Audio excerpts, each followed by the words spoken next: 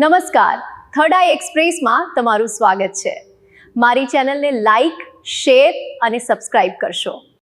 જય જનની વિદ્યા સંકુલ બપાળાના આંગણે આજે 1900થી વધુ બાળકોએ કર્યું તેમના માતાપિતાનું પૂજન અને મેળવી ધન્યતા. જય જનની વિદ્યા સંકુલ બપાળાના આંગણે 14 ફેબ્રુઆરીના રોજ ભવ્ય માતૃપિતૃ વંદના મહોત્સવ યોજાવામાં આવ્યો. તેમજ સંતોએ આશીર્વાદ આપી આ બાળકો ભવિષ્યમાં શ્રેષ્ઠ નાગરિક સાથે સમૃદ્ધિ પ્રાપ્ત કરે તેવા શુભ આશીષ આપ્યા હતા. માતૃપિતૃ પૂજન સમયે કરુણ દ્રશ્યો ઊભા થયા હતા, જે ખૂબ જ ભાવવિભોર હતા. મંડપમાં બેઠેલા તમામ માતાપિતાઓ અને નિહાળવા આવનાર વાલીઓની આંખોમાં આંસુ હતા. આવા કરુણ દ્રશ્યો નિહાળી આવેલ મહેમાનો પણ ભાવુક બન્યા હતા. આ કાર્યક્રમનો મુખ્ય ઉદ્દેશ્ય છે કે જો તમામ શાળામાં આવા માતૃપિતૃ પૂજન કાર્યક્રમ થવા લાગે તો બાળકો માતાપિતાની લાગણી સમજે અને માતાપિતા પ્રત્યે પોતાનું વાત્સલ્ય જાગૃત થાય, જેથી કરીને આવનારા દિવસોમાં વૃદ્ધાશ્રમોની સંખ્યા ઘટી શકે છે. આ કાર્યક્રમમાં ડોક્ટર ભારતીબેન ડી શિયાળ, પૂર્વ રાષ્ટ્રીય ઉપાધ્યક્ષા ભાજપા, પૂર્વ સાંસદ લોકસભા ભાવનગર, ડોક્ટર દિનેશભાઈ કલસરિયા, મદદ સચિવ રાજ્ય પરીક્ષા બોર્ડ ગાંધીનગર, મંગાભાઈ બાબરિયા, ચેરમેન શ્રી સિંચાઈ સમિતિ જિલ્લા panchayat, Bhimjibhai Pandya, chairman Shri marketing yard, Rajanbhai Bhatt, સદસ્ય શ્રી જિલ્લા પંચાયત, અરવિંદભાઈ ડોડિયા, સદસ્ય શ્રી જિલ્લા પંચાયત, વિશાલભાઈ રાજ્યગુરુ, નાયબ જિલ્લા પ્રાથમિક શિક્ષણ અધિકારી, ડોક્ટર ધીરુભાઈ શિયાળ, પૂર્વ આરોગ્ય ચેરમેન જિલ્લા પંચાયત, લહેરગીરી બાપુ, આર્યન ભગત, બજરંગ દળમાંથી લાખાભાઈ ભુવા, નીલેશભાઈ રાઠોડ, જય જનની અભિયાનમ ગ્રુપના એમ્બેસેડરો ઉપસ્થિત રહ્યા હતા. સાથે સાથે વર્ષ દરમિયાન 550 કરતાં વધુ વિશિષ્ટ સિદ્ધિઓ પ્રાપ્ત કરેલી બાળકોનું ઇનામ વિતરણ કરવામાં આવ્યું હતું, જેમાં રમતગમત, કલા ઉત્સવ, નવોદય, એસએસસી, પીએસસી, ટીએસટી, ભારતીય સંસ્કૃતિ જ્ઞાન પરીક્ષા, જીકે આઈક્યુ પરીક્ષા, વિજ્ઞાન ક્ષેત્રે, બાળ પ્રતિભા શોધ, સાંસદ ખેલ ક્ષેત્રે, ખેલ મહાકુંભ, રાજ્ય સરકાર દ્વારા આયોજિત ચિત્ર સ્પર્ધા, શ્રીમદ ભગવદ્ ગીતા શ્લોક સ્પર્ધા, શિક્ષણ ક્ષેત્રે પ્રથમ, દ્વિતીય, તૃતીય નંબર મેળવનાર તમામ બાળકોને ઇનામ વિતરણ કરી પ્રોત્સાહિત કરવામાં આવ્યા હતા. સાથે સાથે ભારતીય સંસ્કૃતિના મૂલ્યો કેળવાય તે પસંદગી અનુસાર સાંસ્કૃતિક કાર્યક્રમની ઝલક પણ જોવા મળી હતી, જેમાં સમાજને શુભ સંદેશ મળી રહે તેવા નાટકો અને નૃત્યોની પસંદગી કરવામાં આવી હતી. તેમજ શાળાના માર્ગદર્શક ડીજે કોરડિયા સાહેબ દ્વારા ચાલતા અભિયાનો થકી આજે હર ઘર સંસ્કાર અભિયાન લોન્ચ કરવામાં આવ્યું.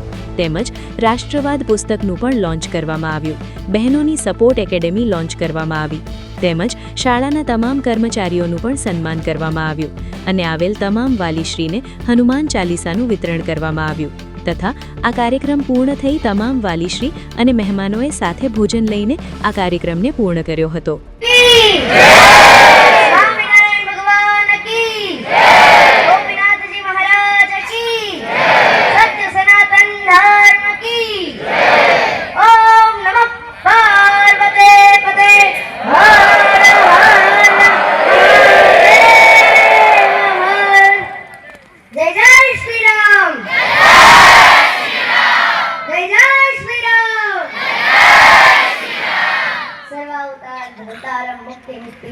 वंदेहं श्रेष्ठदेवत्तं हरिकृष्णो मनोहरं मनोजवम्मारुतुल्यवेगं जितेन्द्रियं बुद्धिमतां वरिष्ठं वातात्मजं वानरयोधमुख्यं श्रीरामदूतं शरणं प्रपद्ये. કે સત્ય માણસ મથે અને કોઈ નડે નહીં એવું બને નહીં, અને મથ્યા વગરનું મેળવેલું કોઈનું ટકે એવું પણ બને નહીં. કે વાગે છે એટલે કે તમને દર્દનો અનુભવ થાય. આ શું કામ વાગે તમને? તમને નપાસ શું કામ થાવ? કે બીજી વાર તમે બેસ્ટ રીતે પાસ થઈ શકો એટલા માટે તમે નપાસ થાવ છો. એટલે જ આ કવિતામાં કવિએ લખ્યું પડ્યું કે વાગે છે એટલે કે તમને દર્દનો અનુભવ થાય. મૂર્તિકારે મૂર્ખ નથી કે વાંક વગરનો તને ટોચિયા કરે. તારા જનોની રમતારી હવા જ્યારે એને લાગશે, તારા જનોની રમતારી હવા જ્યારે એને લાગશે એટલે કે તારા લક્ષ્યને જ્યારે લાગશે ત્યારે અસ્તિત્વ પણ તારા મંજિલની દુઆ માંગશે. માટે તું મત તું દિલથી જીતી લઈશ. હવે અહીંયા વિદ્યાર્થીઓ બધા આવ્યા છે, તો વિદ્યાર્થીઓ ની અંદર બધા વિદ્યાર્થીઓ અહીંયા એવા નથી કે હવે અમુક વિદ્યાર્થીઓ એમ કે મને કઈ યાદ જ નથી રહેતું. હમણાં આપણે પ્રસ્તુતિ થઈ એમાં કીધું કે મને કઈ યાદ જ નથી રહેતું. ઘણા એમ કે મને લખવામાં વાંધો આવે છે, હું શબ્દ ભૂલી જાઉં છું. તો તમને એક વસ્તુ કહું, તમે તમારા ઘરનું સરનામું કેમ યાદ નથી રહેતું? યાદ તો ઈ તો રહેશે.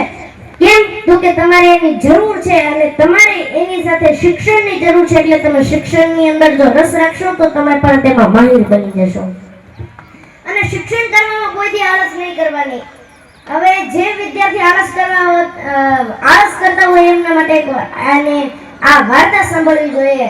એક બહુ મોટો રાજા હતો ને એ રાજાના રાજ્યની અંદર એક બહુ મોટો સરસ મજાનો એન્જિનિયર કે સલ્તન